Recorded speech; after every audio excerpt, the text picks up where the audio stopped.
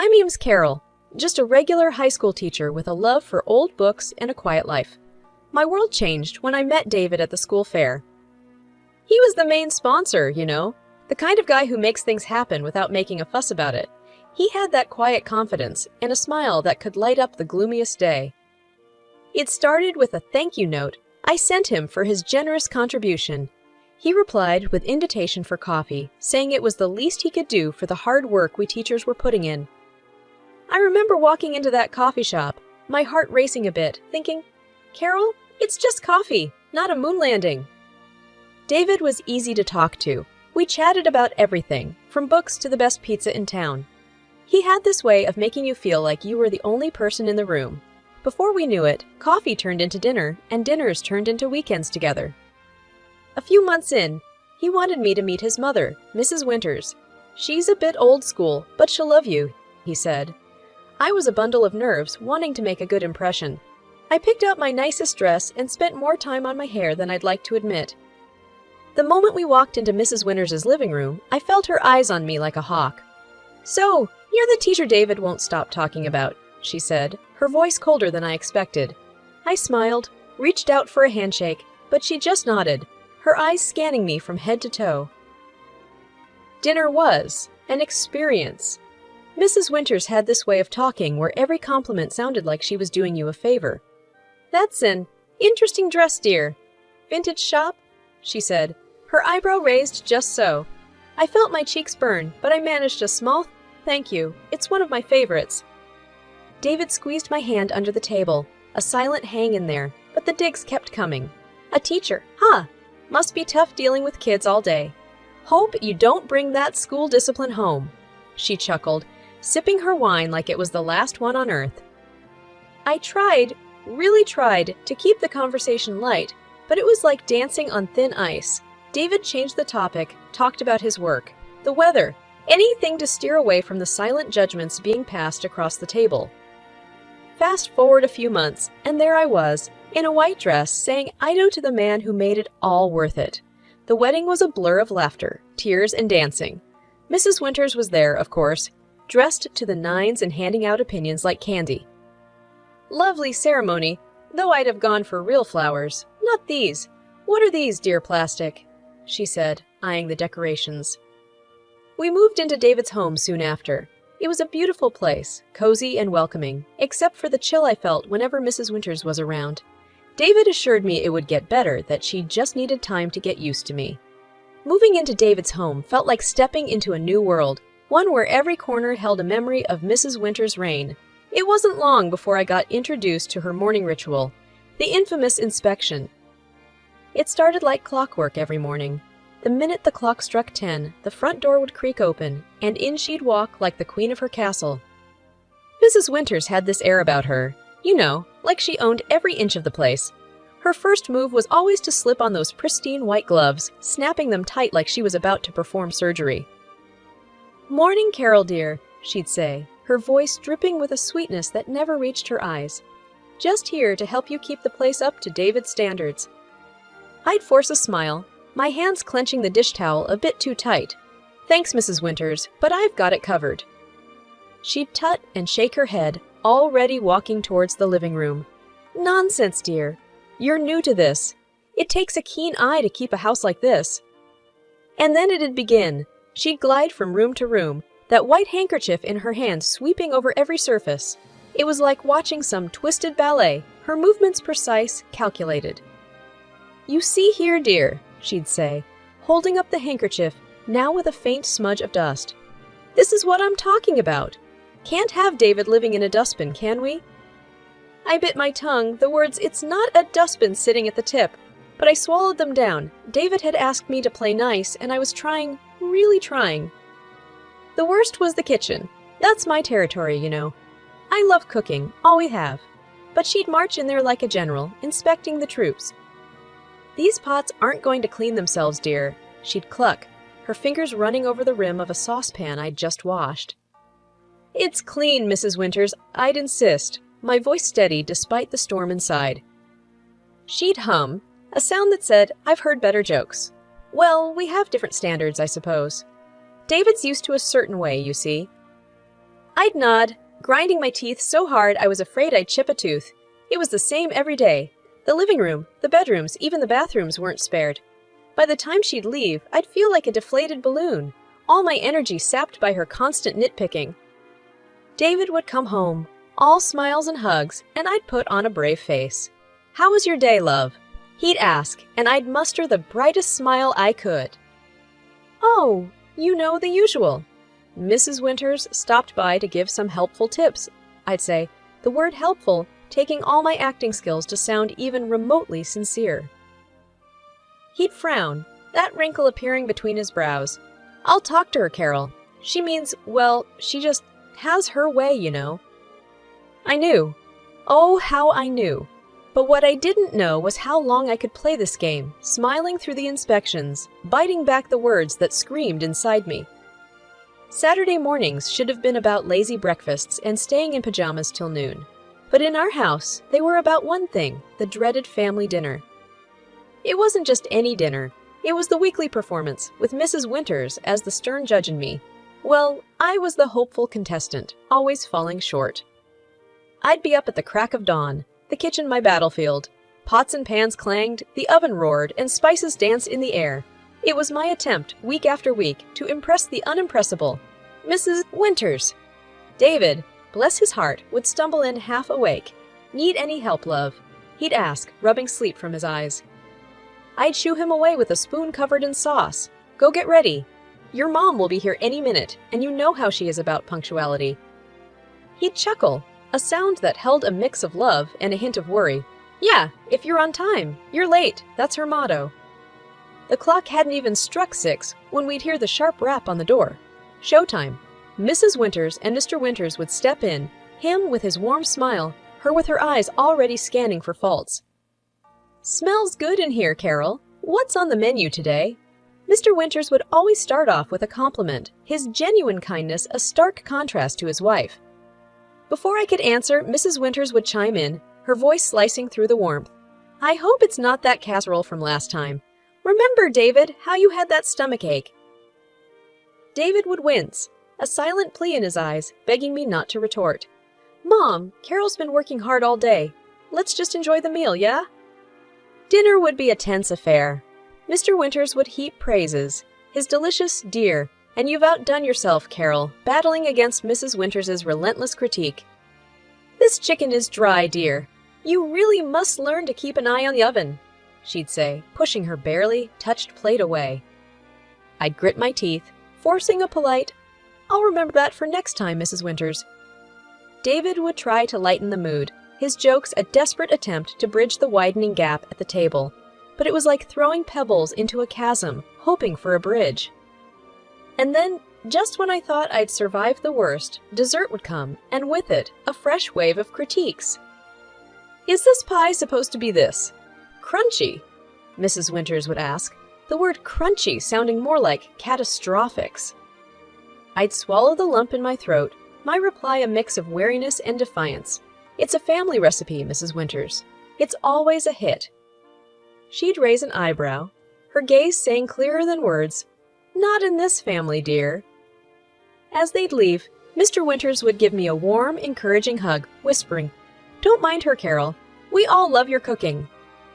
But Mrs. Winters's parting words would always be a reminder of the invisible scoreboard where I was always trilling. "Try harder next time, dear." A happy husband is a well-fed husband. The door would close behind them, and I'd stand there, a mix of frustration and defeat simmering inside. David would wrap his arms around me, his silence a mix of apology and solidarity. "It's just one night a week, love. We'll get through this," he'd whisper, his words a lifebuoy in the stormy seas of Saturday dinners. The news of the pregnancy should have been a moment of pure joy, a new chapter for David and me. But amidst the excitement, a shadow lingered, the thought of Mrs. Winters's reaction. David was over the moon, grinning ear to ear. "We're going to be parents. Carol, can you believe it?" he'd say, wrapping me in a hug so tight it felt like nothing could go wrong. But the first time Mrs. Winters dropped by after hearing the news, the air was thick with tension.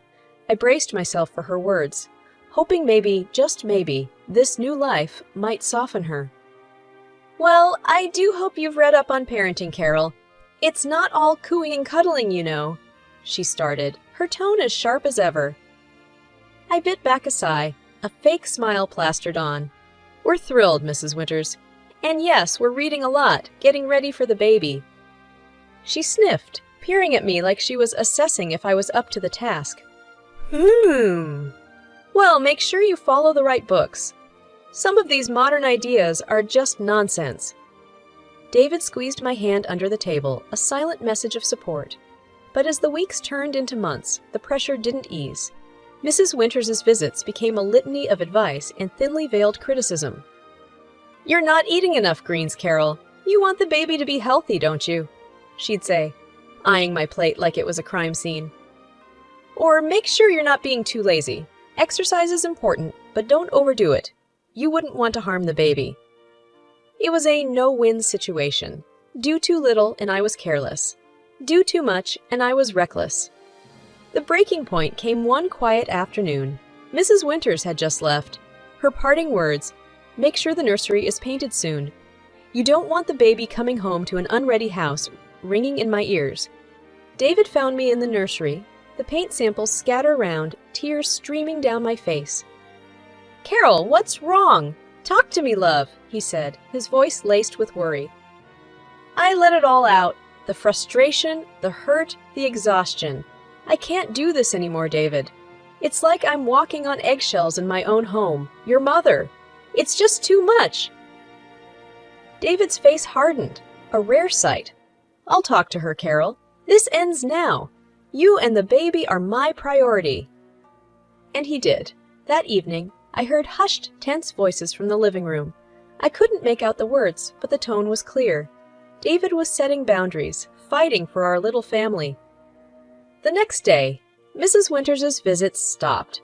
No more morning inspections, no more veiled insults.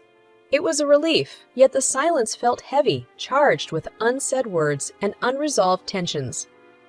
David was quieter too, his smiles not reaching his eyes. She's my mom, Carol. It hurts, but you and the baby come first. Always?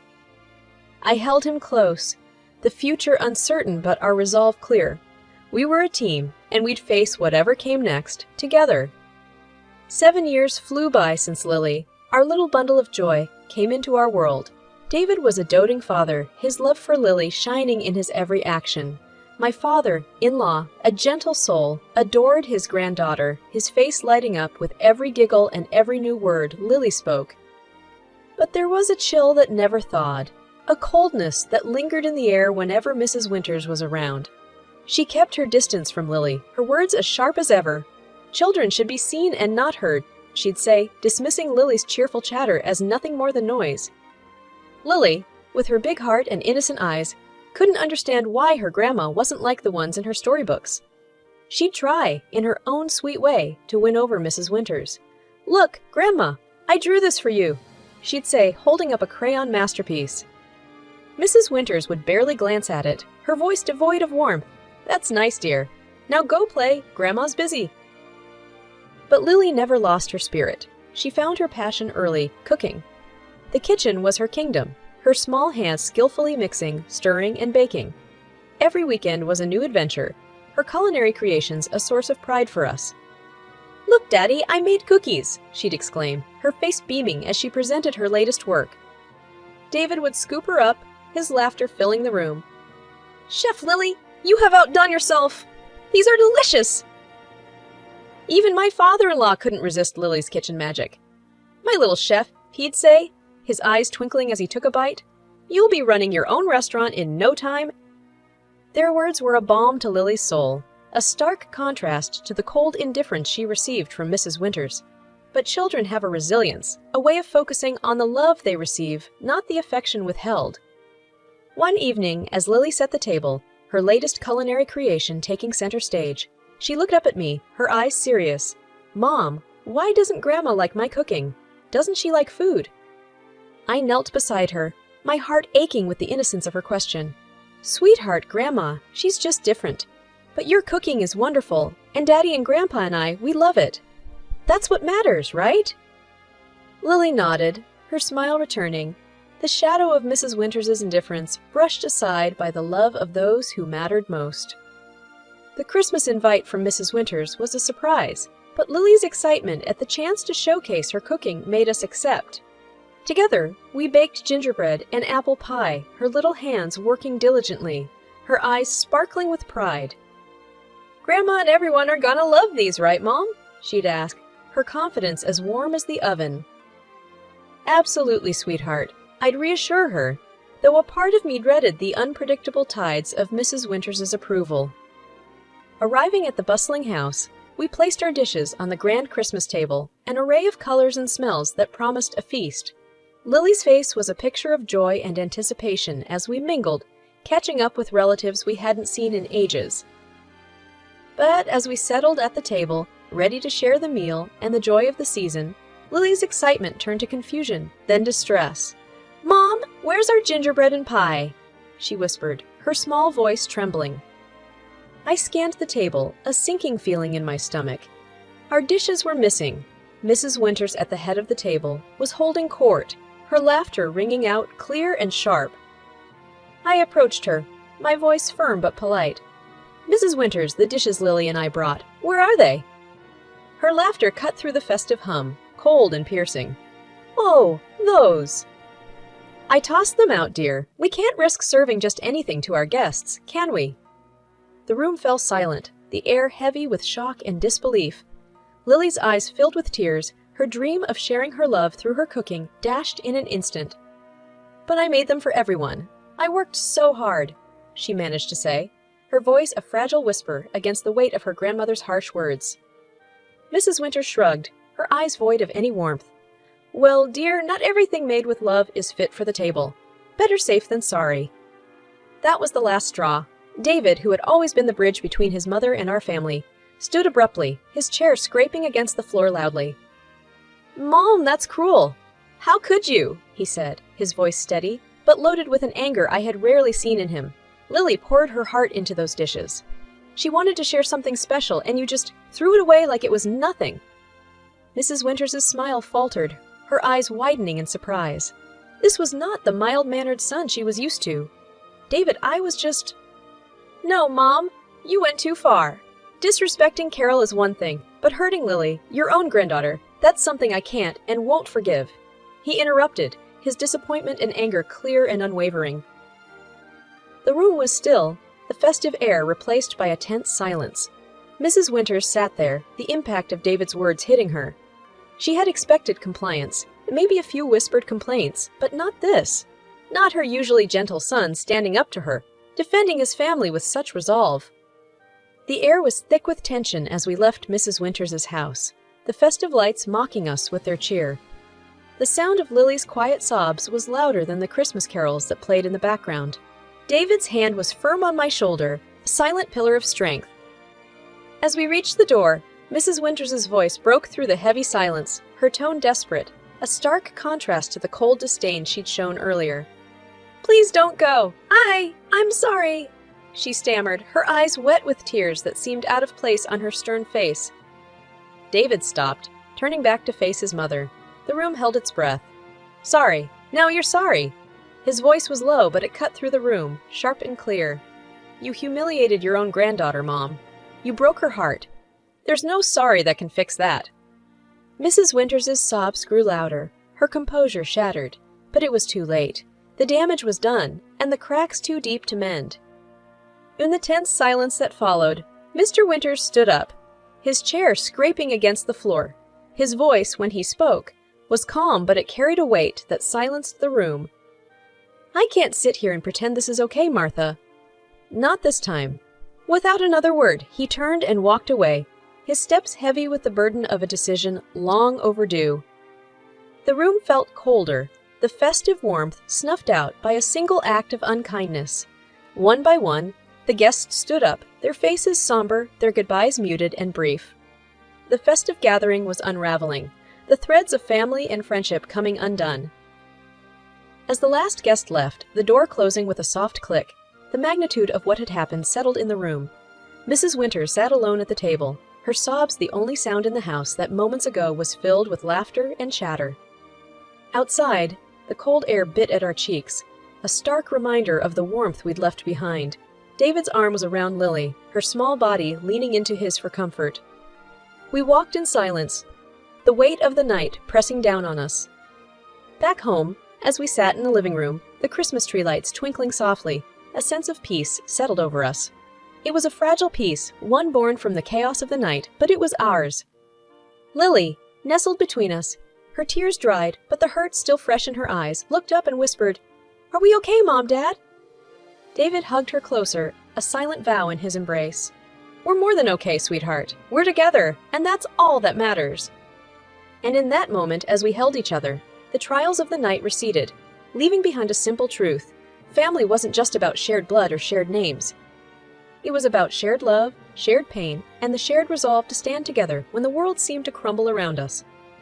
The fallout from that chaotic Christmas dinner rippled through our family like a shockwave.